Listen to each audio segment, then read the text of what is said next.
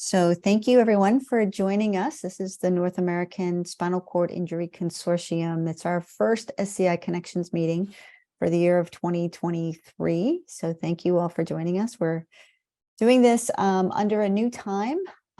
So we just wanted to see how that time works out for everyone. We do record these sessions. So in about a week's time, the recording should be up on our website. And if you know of anyone that missed this session today, but is interested in the topic, they can always watch the recording afterwards. But of course, the benefit of being here in person is you can ask questions directly to our presenter. So great to have everyone here. I ask that during the meeting and especially during the presentation to please keep your mic muted. And then any questions that you have during the presentation, please put them in the chat. We'll also have an open Q&A session at the end where we can ask you to unmute your mic and ask your question directly. So either put your questions in the chat or we can wait till the end to be able to ask your questions for our presenter. So this is our agenda for today. We're really excited to have Anita Kaiser with us, but we just want to give you a couple of updates on NASCIC before we go ahead and get into the details. So could you advance, Jess? Thanks. So those of you who are new to the North American Spinal Cord Injury Consortium, we started in 2018 as a grassroots effort within the spinal cord injury community to really have a collective voice within North America. We currently have, we're pushing about 450 members with 58 community-led organizations, almost 300 individuals living with spinal cord injury, and about 86 partner organizations. Our mission is stated here, but really how we achieve our mission of research, care, and policy as a collective effort is really to identify the gaps, communicate resources, and being a conduit of communication within or collaboration within our community.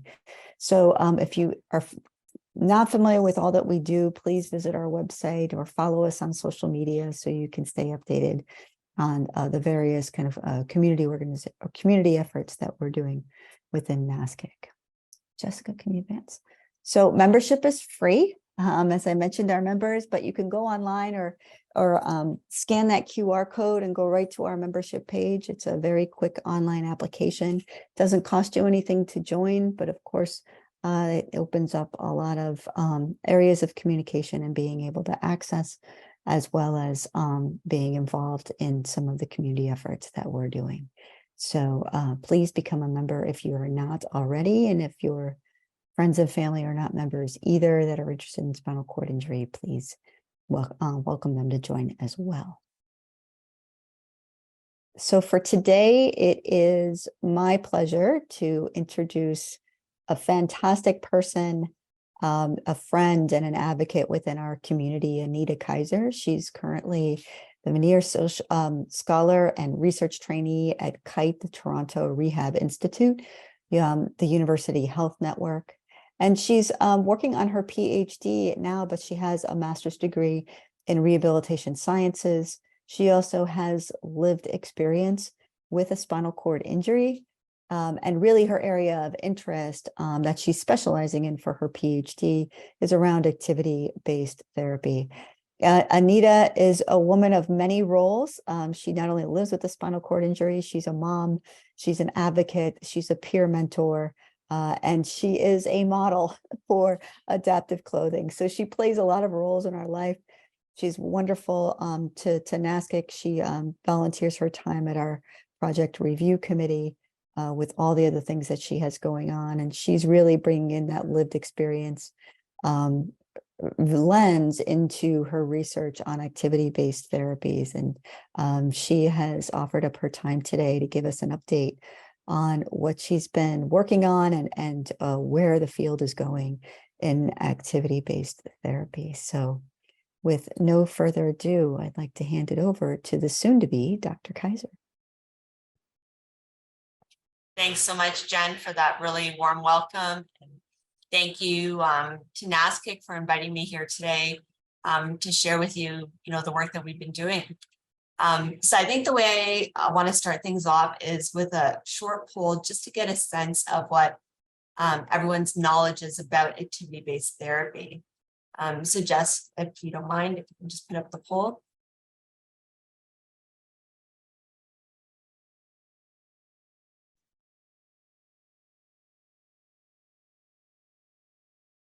Just give it a couple minutes for people to type in the responses, and then maybe we can share the results. Yeah, I can wait a couple more, but I've got about 85% have responded, so pretty good. So here are the results.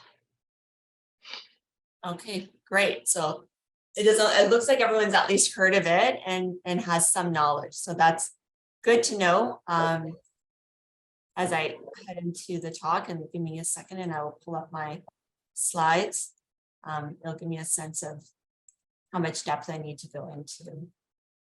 So can everyone see my slides? Perfect. Okay. So like I said, I'm from Canada. I'm up in Toronto, and so the work I'm going to share with you is some of the work that we've been doing up here in Canada over the last few years. So for this talk today, there's a number of objectives that I have. So hopefully by the end, you'll be able to describe activity-based therapy and what it is, including the specific characteristics and exercises. You should be able to explain how an ABT program can be structured and progressed.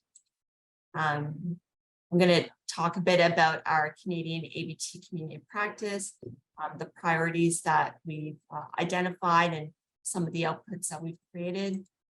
And then I'm going to share with you some of the work that we've been doing related to one of those priorities for the community practice, which is the development of an ABT tracking tool, which is part of my PhD work.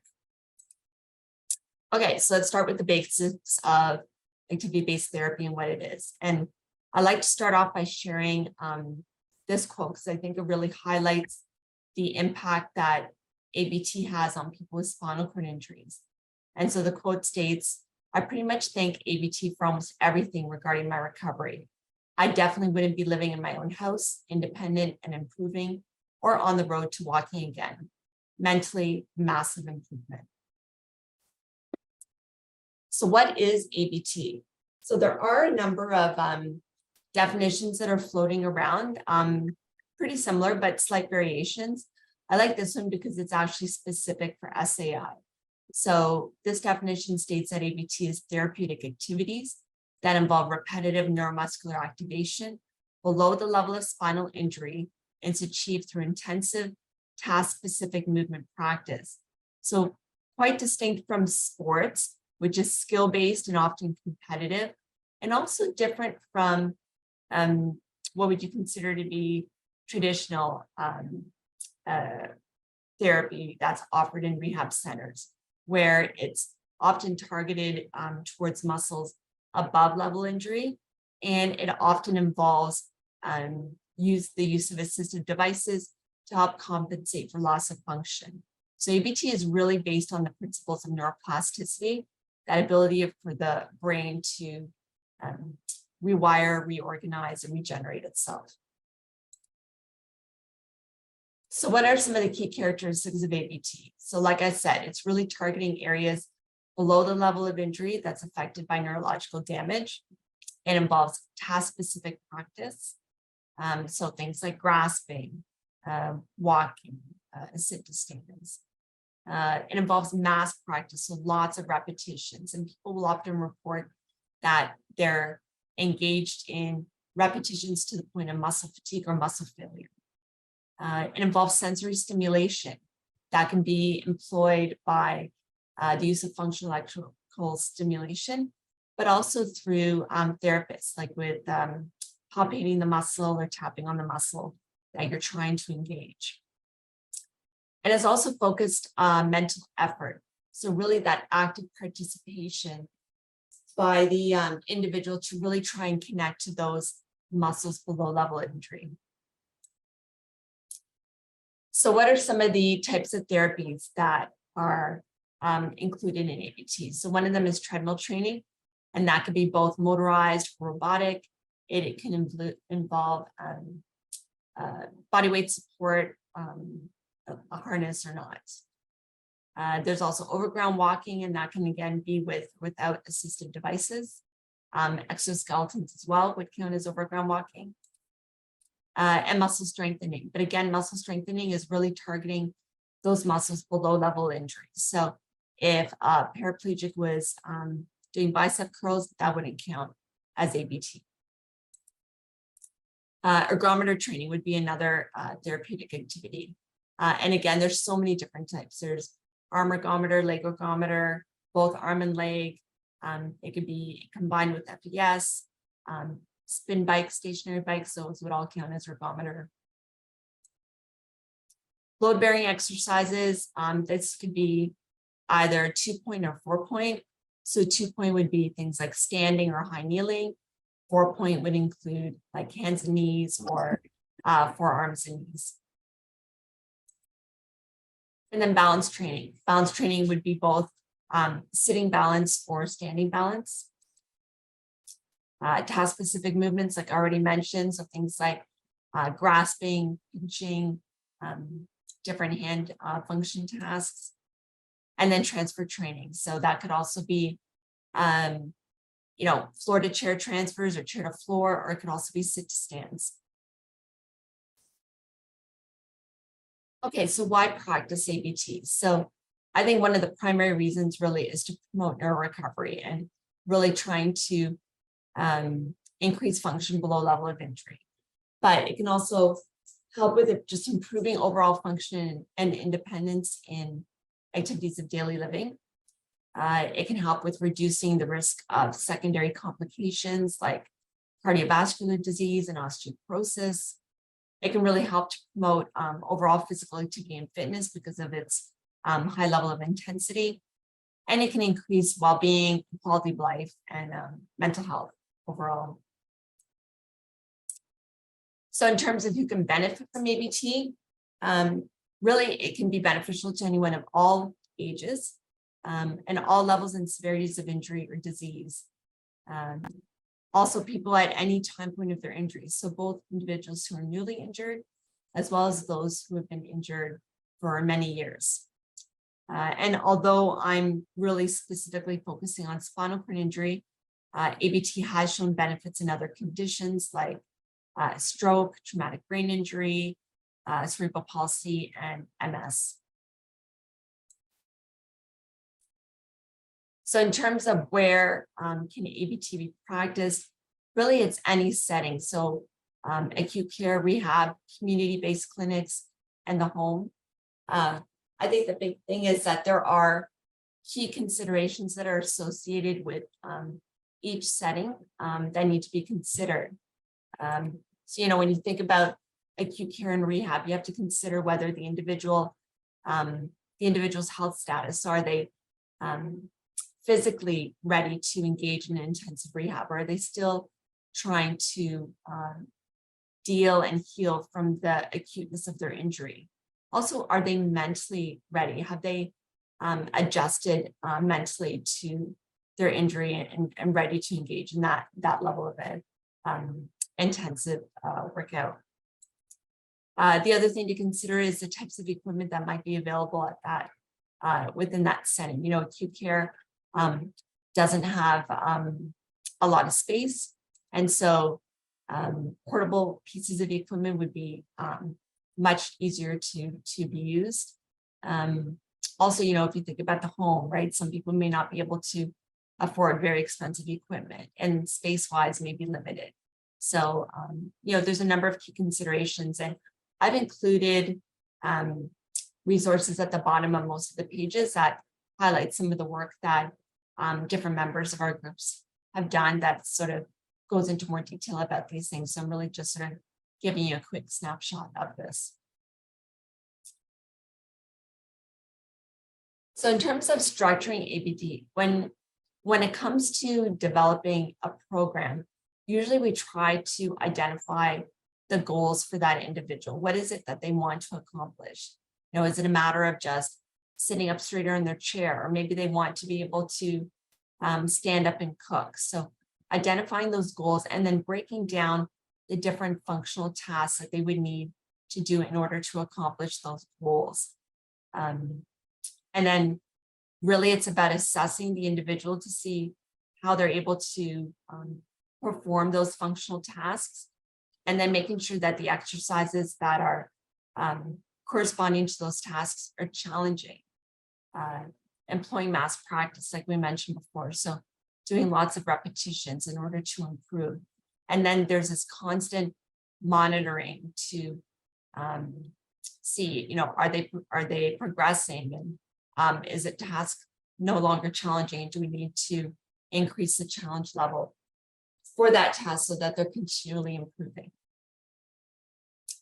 And there's a number of ways that we can challenge an individual with their specific exercises. So one of the ways is increasing speed, you know, if it's walking, increasing the distance traveled, increasing the number of reps or sets that they do, increasing the weight or resistance that's applied, and also increasing the time spent on an exercise. So let's say they're able to stand for about 10 minutes, you know, can we increase that time to 15 or 20? Another thing that we can do to challenge them is by decreasing. So we can decrease the time it takes to complete a task. So can they do a task faster? Decreasing the duration of the rest breaks. So let's say they're, you know, doing 10 reps with, you know, a 20-second break in between. Can we drop it to a 10-second break? And also, can we decrease the number of rests that they take between reps and sets? Or let's say, for example, they're standing, but they're not able to do a 45-minute stand straight. They have to break it down into 3 15-minute stands. Can we reduce that to 2 22-minute stands? And a third way that we can challenge individuals is by combining multiple exercises and technologies together into one exercise.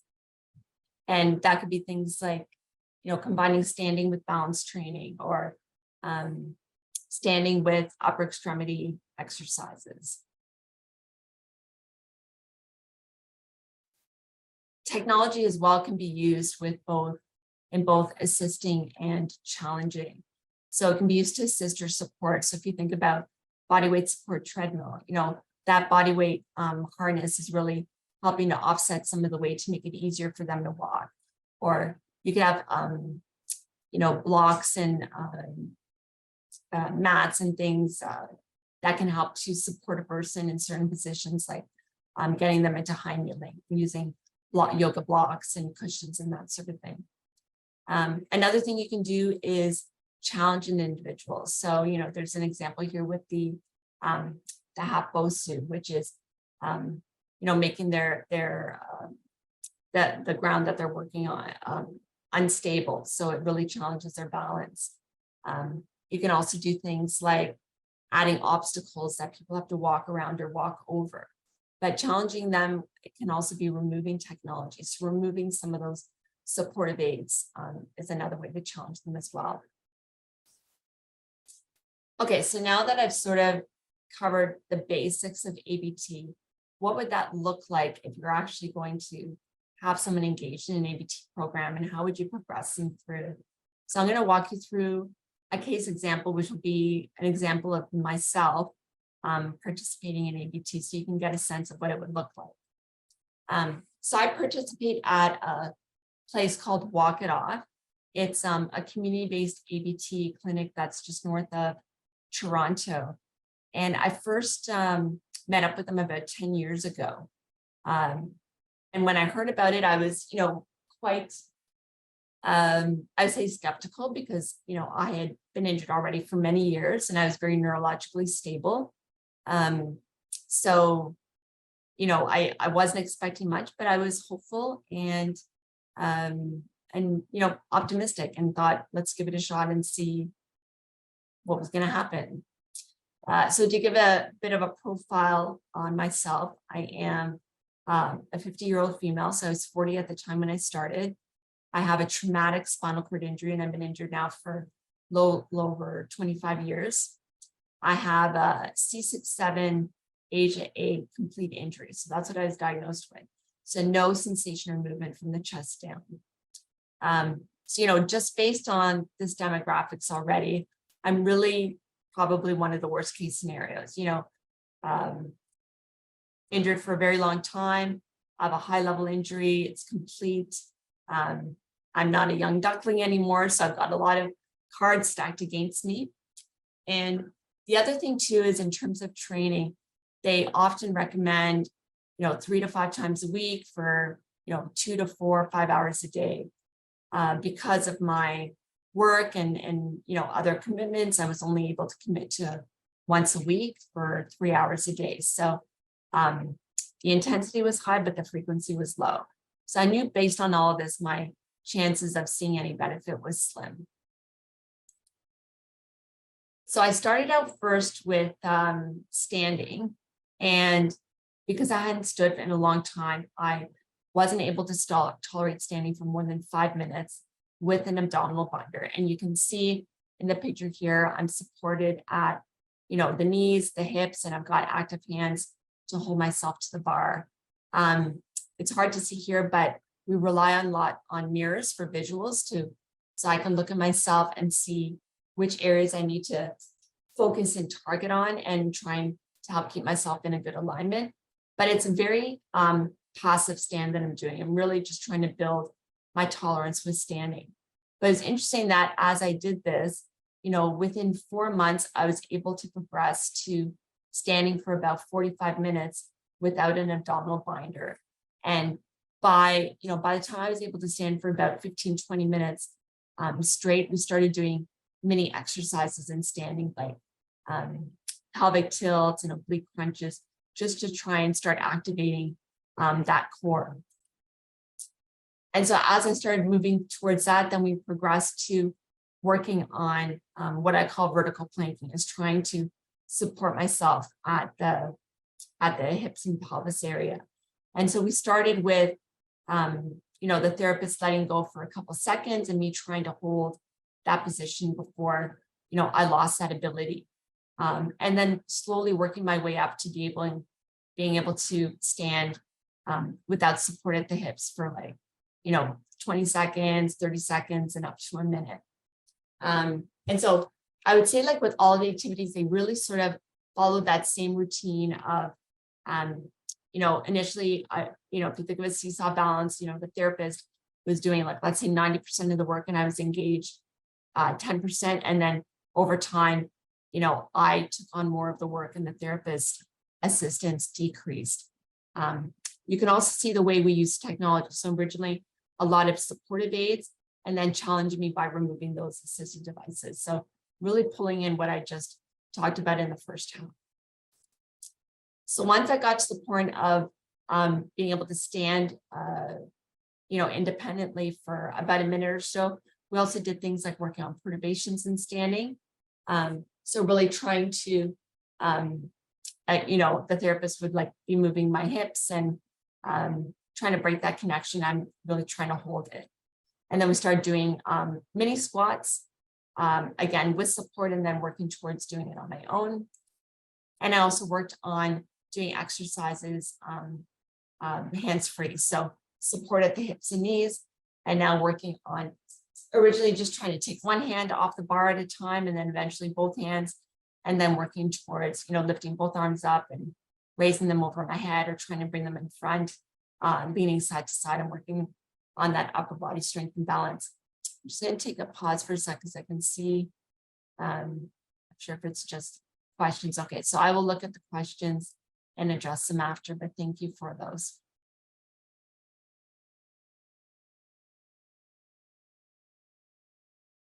So once I got better with the mini squats, I started working towards sit to stance. And you can see I'm relying on 3 mats at an elevated height for support to make it easier. And again, it was the same thing where originally I had assistance and then working towards doing it independently. And once I got better and independent at that, we started removing mats, and I eventually got down to doing it at 1 mat height.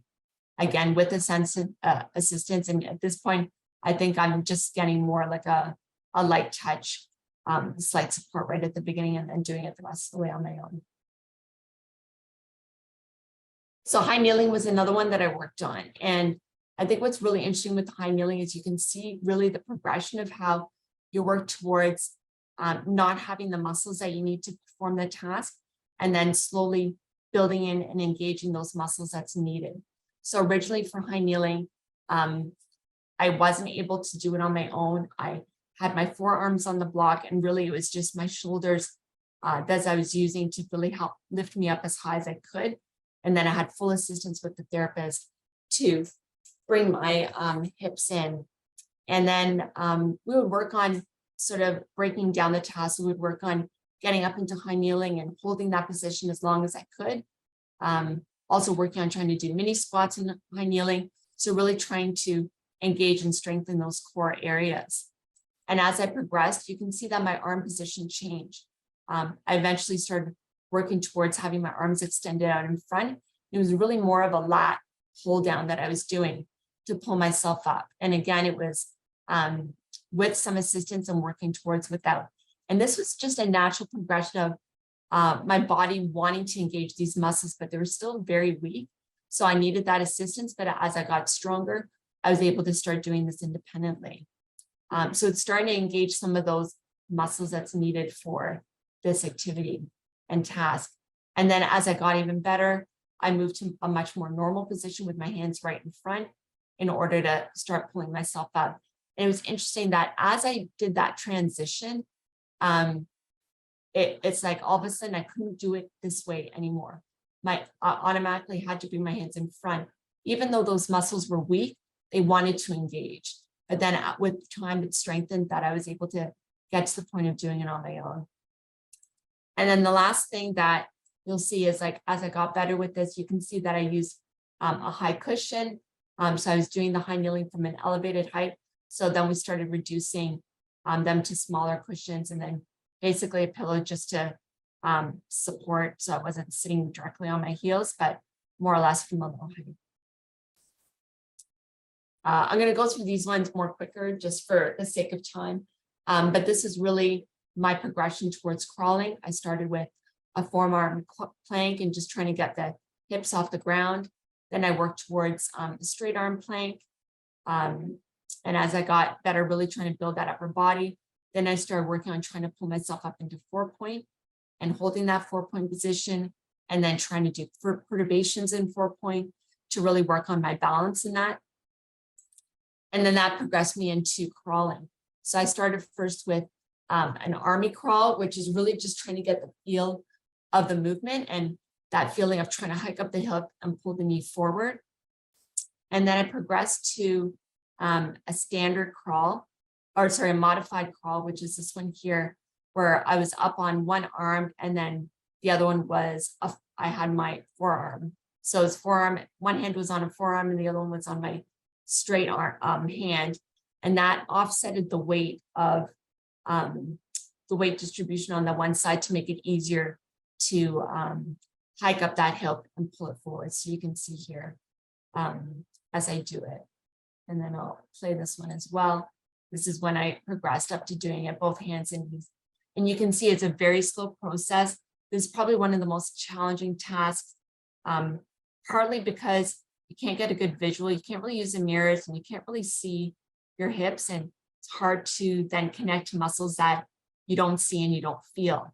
And getting that sequence and timing correct is hard. So timing it so that you're hiking the hip first and then pulling the knee forward. And if you don't do it right, like you can see some of the tries where I'm trying to hike up the hip, but I'm not getting it, so I can't pull the knee forward. And sometimes you're driving the knee into the mat, or you're hiking the hip and not pulling it forward. So it takes a lot of effort and concentration to try and work on that. And the therapist would help by palpating the muscles, those areas, to try and help you engage those muscles. So other things that I do is a number of different pieces of technology. Oh, sorry. No, I'm just going to bring them all up and start playing them. And I find these technologies really help with some of those activities that I do, like the adductor helps with crawling. Same with the spin bike and the new step. And I'm doing resistance on the adductor at this point. The spin bike, I'm not getting any assistance at all. They're just holding my knees so that they don't hit the center bar, but it's all body mechanics. And probably would say I'm engaging maybe 5% of my legs in the movement here. And then with the new step, my hands are doing the movement, but you can see all my focus is on my legs trying to do that push and pull movement.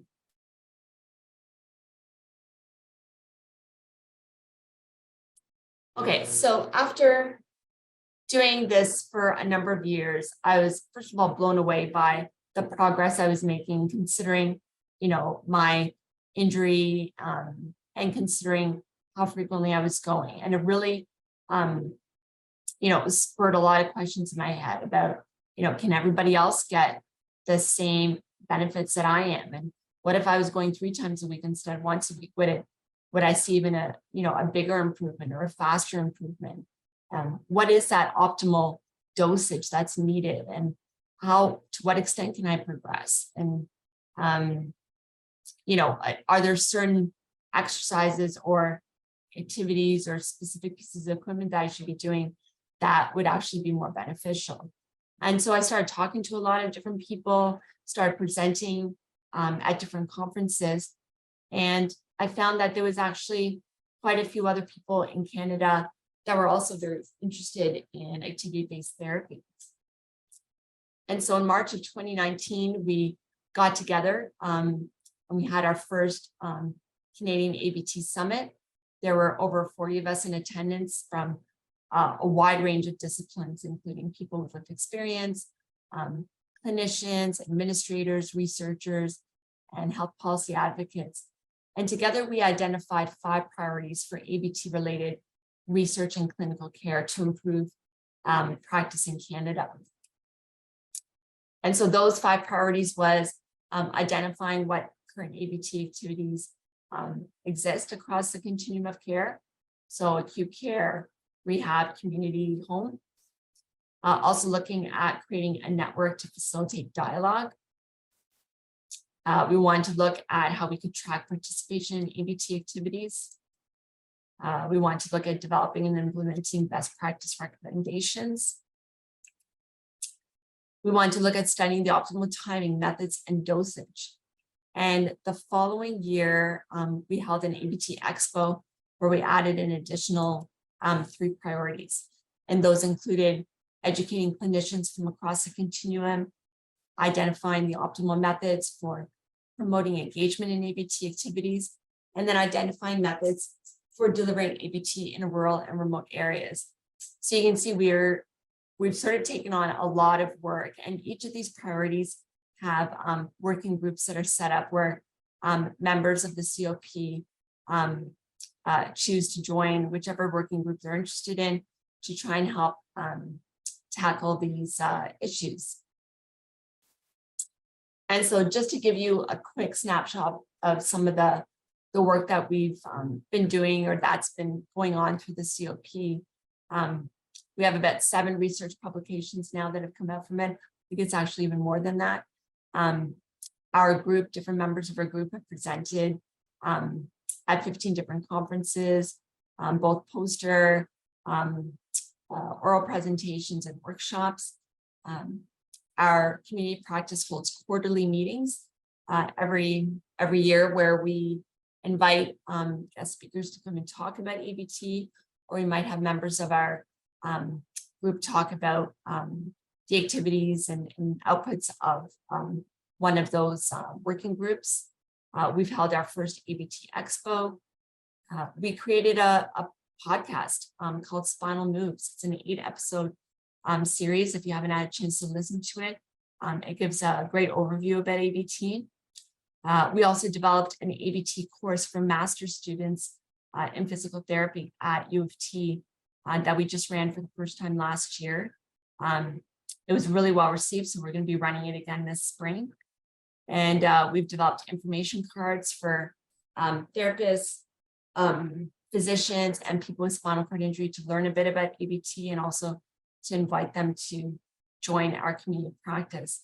And there's a number of other things that are currently in the works right now. We've got a video series that we're in the process of developing that'll supplement the podcast as well. So I would invite any of you who are interested in ABT to join our community. It's not just for Canadians, it's open to anyone.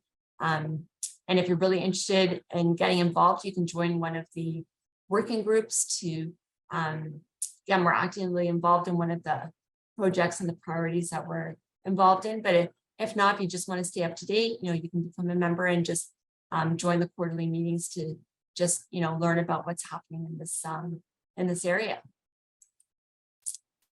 Okay, so I'm going to spend the rest of this time now talking about one of those priorities, which is developing an ABT tracking tool, which, like I said, is related to my own thesis work.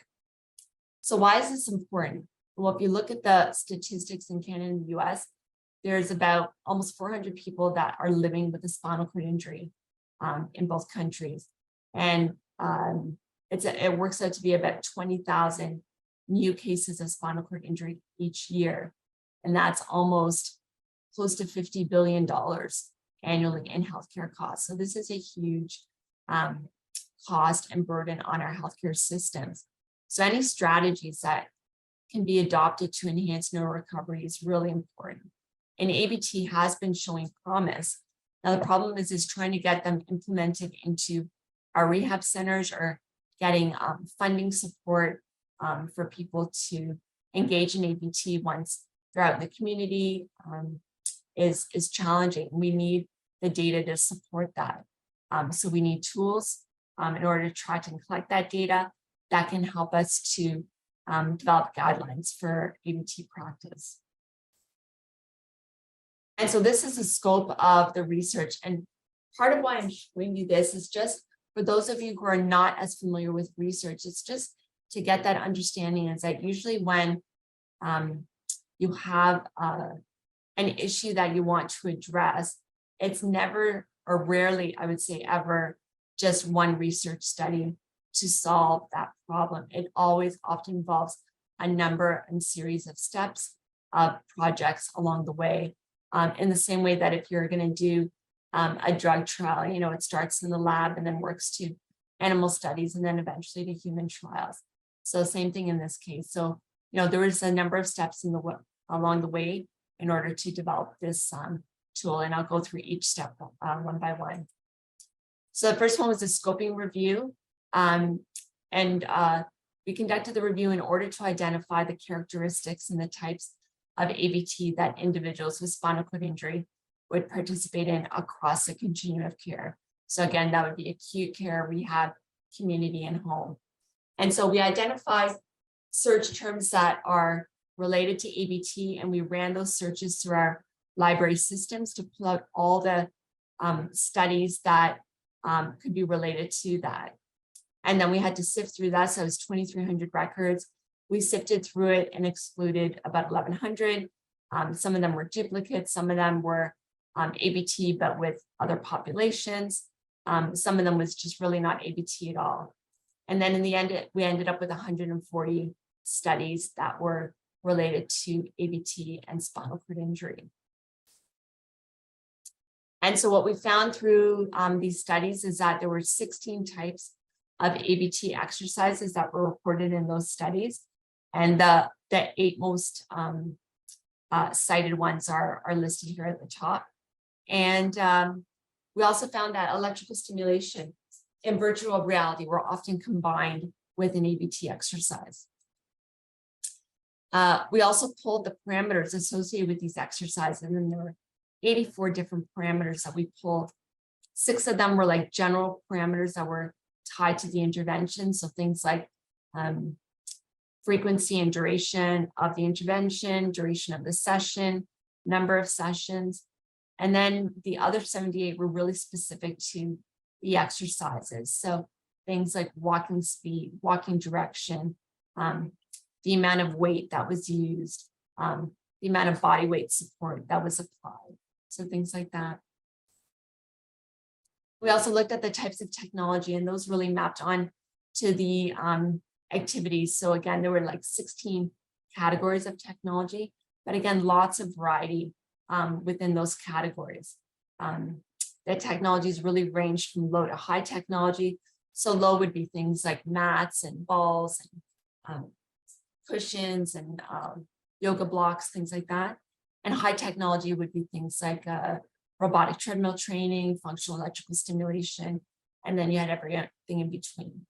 So the most commonly reported ones were motorized treadmills, transcutaneous electrical stimulation, which is surface electrical stimulation, and then the low technology items. So once we did that, then we moved on to our second step, which was conducting focus group interviews so that we could explore how participation in ABT could be tracked and to identify the parameters to include in an ABT tracking tool. So we invited 48 individuals from 6 key interest groups. So they included people living with spinal cord injury, hospital therapists, community-based trainers, administrators, researchers, and then this final group of like funders, advocates, and policy experts. And we conducted 12 focus groups. So we had 2 focus groups for each group. And the focus groups were about an hour in length. They were held online through web conferencing. And then they were all audio recorded, and we transcribed those recordings and then analyzed the data. And so what we found from it is the themes that got pulled from those interviews really reflected the who, what, where, when, why, and how of tracking ABT. And so we found through the interviews that participants thought it was important to involve both therapists and individuals with spinal cord injury in tracking ABT.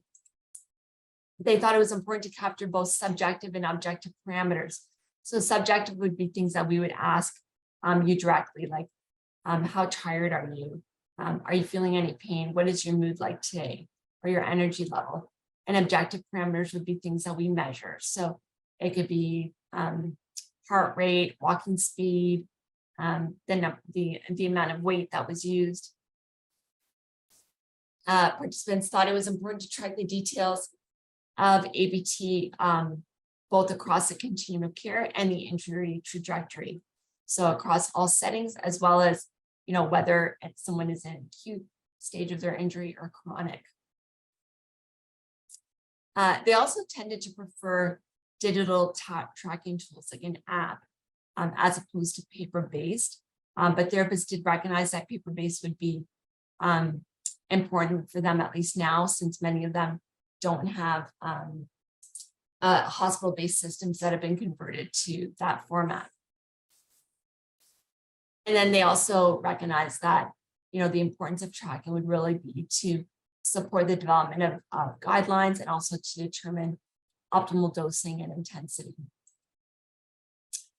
So once we did that preliminary work, the scoping review and the focus groups, we used the data from both to really develop a Delphi survey. Now, a Delphi survey is an interesting kind of survey. It's a survey that's used to gain consensus from a lot of people, and it's done anonymously. So there's no bias between or influence of one individual over another. And we did the survey so that we could identify the content to include in an ABT tracking tool. And this type of survey is repeated until consensus is or agreement is achieved on all the items within the survey. So we took the 16 activities and the 4 technologies that were identified through the scoping review and focus group interviews, and we had the individuals rate the importance from 1 to 9 about whether it should be included in a tracking tool. So 1 would be considered not important and 9 would be considered very important. And so any activities or technologies that received a score of 7 or higher was considered important. And at least 70% of participants had to rate it with a 7 to 9 in order for it to be included in the tool. So after that first survey, we had 8 activities and 1 technology that reached that level of importance. And so then we ran a second survey with the remaining 8 activities and 3 technologies to see if there's any others that reached agreement, and 1 other activity reached an agreement for inclusion in a tool. And you can see them listed here. And those are basically the ones that I mentioned right at the beginning of this study, or of this talk, sorry. So once we had that information, we were basically ready to develop the tool, but we wanted to do this process called data triangulation first, where we looked at the data from the Delphi survey, the scoping route, and the focus group interviews to see whether they all agreed that these non-activities in technology were important. And it was interesting to see that there was a lot of agreement where, these activities in technology that was rated most important in the survey were also the ones that were most frequently reported in the literature, and also the ones that were mentioned through the interviews. So once we had that agreement, we're ready to develop that tool using those 9 activities in one technology. And then we pulled the parameters from the scoping review for the tool. So in our next step, we wanted to do content validity so that we can really track to see whether people thought that the tool was meaningful and whether it was going to be capturing the information that we wanted. So we recruited 3 different community-based clinics, one in Ontario, one in Alberta, one in Saskatchewan. And we recruited 10 clinicians and 5 people with spinal cord injury to participate in 3 ABT sessions. And these would be sessions that they would normally do. And we had them use a tool for each of those sessions. And then once they had done that, we invited each of them for a one-on-one interview to get their opinion on the tool. Like, did they find it easy to use? Was there anything that they felt we missed, or anything they wanted to change? Anything that they didn't understand? And we would take that information to make revisions to the tool. So we're kind of at this stage right now. We've done a preliminary analysis. So we found that the tool has demonstrated that it has good content validity. So it is useful and meaningful. And now we're just sifting through all the feedback now to find out what we can do to improve the tool and make it even better. And so in terms of future plans, what we'd really like to do is, once we revise the tool, we'd really like to create an app and incorporate the tool into that app and use it to do inter-rater reliability testing. So really looking to see the agreement if we have 2 clinicians scoring one individual, or a clinician and a person that's participating in ABT. We want to make sure that everyone is recording in a similar way. And once we achieve that, we'll be able to actually launch the tool on a much larger scale, so we can start collecting data, because now we know that there is agreement in how people are recording. They're recording the same information in the same way, so we can actually use that data from a large number of people to start looking at answering some of these questions, like what are those optimal dosage and timing, and use that information to be able to develop best practice guidelines and have that support the ability to promote implementation on a much larger scale. So that's everything. And there's a lot. It's a busy slide, but there's a lot of people to thank, a lot of organizations that have been involved through the community practice and through the work that we've been doing. So just want to send a thank you for that. Also, again, if you're interested in getting involved, here's a Praxis website. You can log in to find out more about the work that we're doing with the COP. And that's it. And I'll open it up for questions. Maybe what I'll do is I'll stop sharing my screen so we can see everyone. Yeah, thanks, Anita. What a great presentation. There's a lot of content there to absorb, that's for sure. And we definitely have questions, as you can see in the chat. But if I can just kick it off with a couple of questions that came to mind just during your presentation. You mentioned information cards about ABT. Where can people get access to those information cards? I think most likely if you log into the Praxis website and you get to the COP platform, I don't recall if it's accessible directly from there, but you'd be able to contact them to get it. Okay, great. What I can even do is I can probably get copies and forward it to you, and then you can, I'm sure they'd be more than happy to have NASCA share them. Yeah, that would be great to try to spread the word about ABT programs. And there was another question, one of them related to what was in the chat is, how do people get connected with ABT programs, whether it's in Canada or the US, whether they're looking at it participating in one, or if, some people in our audience actually run ABT programs, how do they get connected to other programs? Yeah, that's a great question. It's something that's still new and evolving. It's actually started in the US. The last I heard, there's about 50 different ABT centers, but I'm sure it's probably even more than that now. So they are spread out, although I don't know if there's one in every state. I was actually going to refer that back to you because I'm wondering with your connections, I know that there is a group in the US that's it's not a community of practice exactly like us, but I know there's a group that's working together on ABT. So they may know of centers that are near to people in their state. The rehab center may know if they are connected, because I know a lot of them are trying to build that partnership with rehab centers locally, so that people know that once they leave rehab, there are opportunities for other ways to continue on with their therapy. So I'd probably say first point of contact, check with the rehab center that you went to see if they're familiar of any ABT centers nearby. Otherwise, I'm not sure, Jen, if you have a list of them, or I know Unite to Fight Paralysis is very much connected with ABT, so getting connected with them in the States. And then within Canada, our ABT COP would probably be the best place to connect to, and they could probably let you know about ones across the provinces.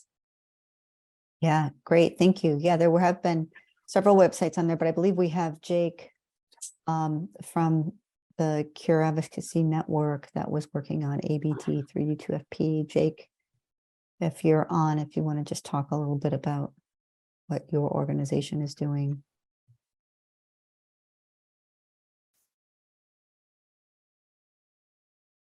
Oh, we'll wait for him to get unmuted, but there is Jason, thank you. He posted in the chat that there are some programs that are listed under the Neuro Recovery Network in the US, and Darcy posted a link as well to spinalcord.com that lists some of the other ABT programs. So yeah, it's not have a full kind of collective resource like you have in Canada, but it looks like we have some areas in the US as well. Other questions?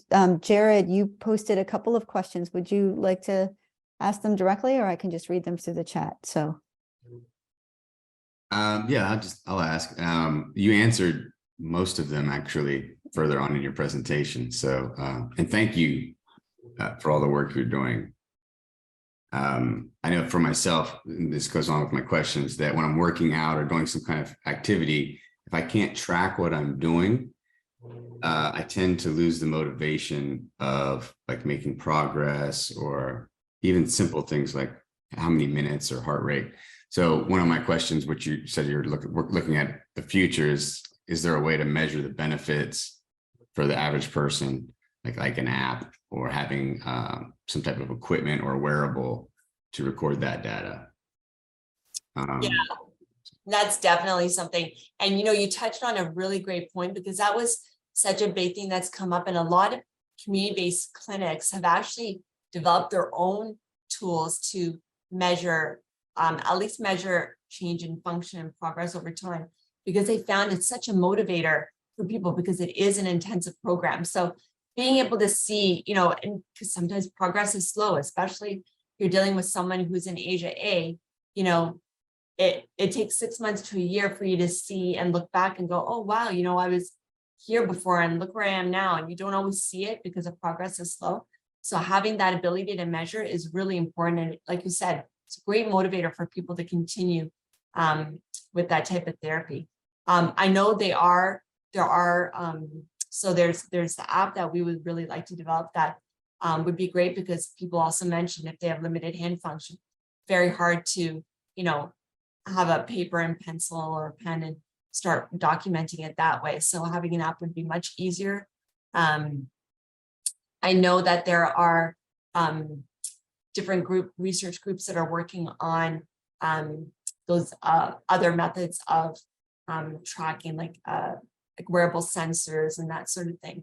So there are things in the works, and we've had actually people come on, one of our guest speakers through the community practice that have talked about their work related to that. So yeah, there are automatic tracking methods and things that those are all sort of like in the pipeline. It would definitely make it a lot easier for tracking. Great, thank you. Thanks.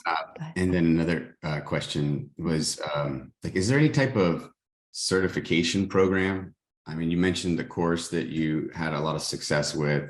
Is that course something that, somebody in a rural city could or town could take that course and begin to implement it in their own network? Yeah, we would love to see that. So this course was just specifically developed for physiotherapy students at University of Toronto, just launched for the first time last year.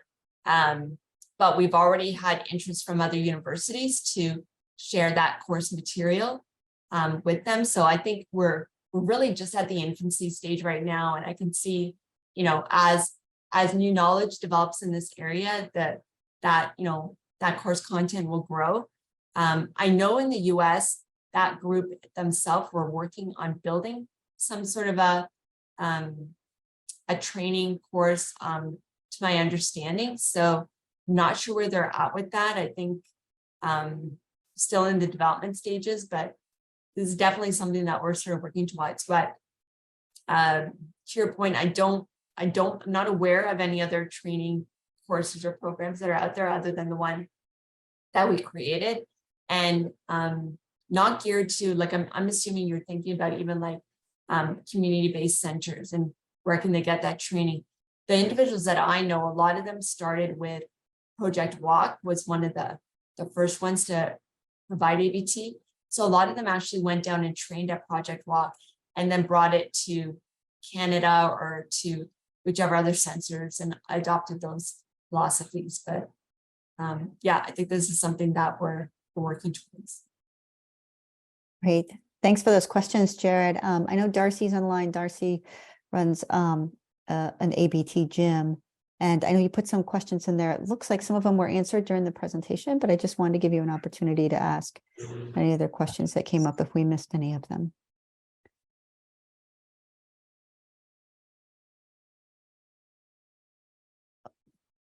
Okay. There's so it looks like they were answered, but Jason put a question in the chat, which I thought was really interesting. Jason, would you like to unmute and ask your question, or otherwise we can, I could just read it off in the chat.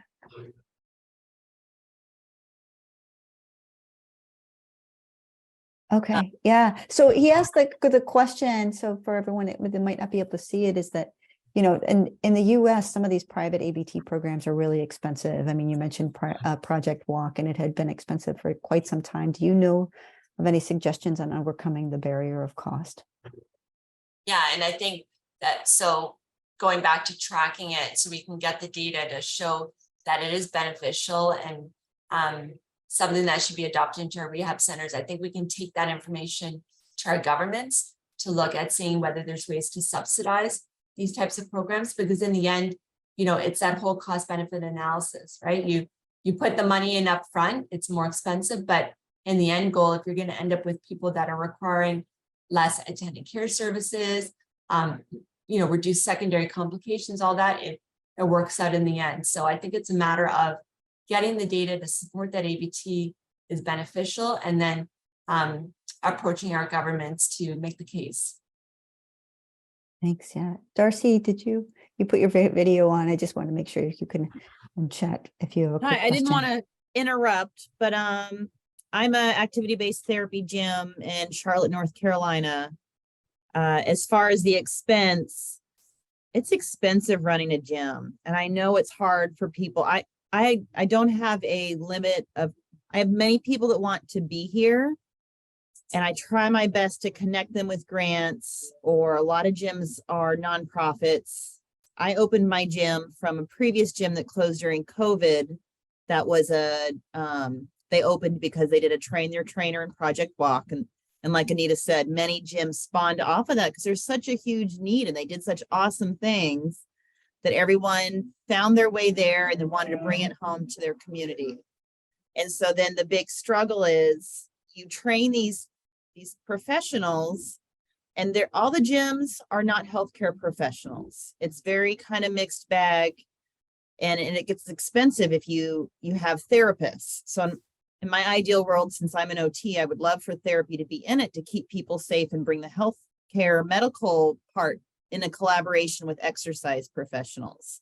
And so in ways to kind of make it more cost effective, a lot of gyms have athletic trainers, exercise science, exercise physiology degrees, people who are exercise minded. But I think one of the good things about having exercise specialists is you make it less medical, you make it more fun, you make it more health and wellness. So it's not as textbooky what we learned in school. So I think it's been a great blend. And I love what Anita said about trying to get the research behind it so that we can make it more cost affordable, because that is the hardest thing, is to be able to get the exercise training and the activity-based therapy with people that will be able to perform the services safely and to be able to meet the community with their needs. It's tough on all ends. Mhm. And it's also Thanks. about equity too, I think, because, it ends up in a situation where those who have insurance, that can help, at least in Canada, some people have insurance that can help to support these types of programs and others don't. So it ends up being the haves and the have-nots. So how do we level the playing field so that everyone has access to this type of service? And, Darcy, you raised a good point. A lot of these community-based clinics are nonprofit, so that way they can try and get some funding and hopefully subsidize the program as well. And they, some of them offer a mix of therapists and exercise trainers. So that way those who can afford therapists have that available, but those who can't will pay a reduced cost and get the trainers. So the community clinics are really trying their best, I feel, to make it as accessible and affordable for people. But yeah, when it comes down to it, it's still, it's an intensive therapy if you want to do it, and that's expensive. You're asking people to come in 3, 4, 5 times a week for multiple hours. So I think in the end, we need the government support. Yeah, thanks for that note, and thanks for your perspective, Darcy. And Anita, we need to close it out. We're slightly a few minutes over, but really thank you for your presentation, your advocacy in this area, and really helping to move activity-based therapy programs forward. So great work, great presentation. Anita, thank you again for your work. We're looking forward to you earning your PhD and doing more work in this area. So thanks everyone for attending. Our next SCI Connections meeting will be in June, and our topic that we'll be discussing is about neurogenic bladder. So look for those announcements, and we will hopefully see you guys all in June, and have a fun rest of your day. Thanks so much, everyone. Bye now.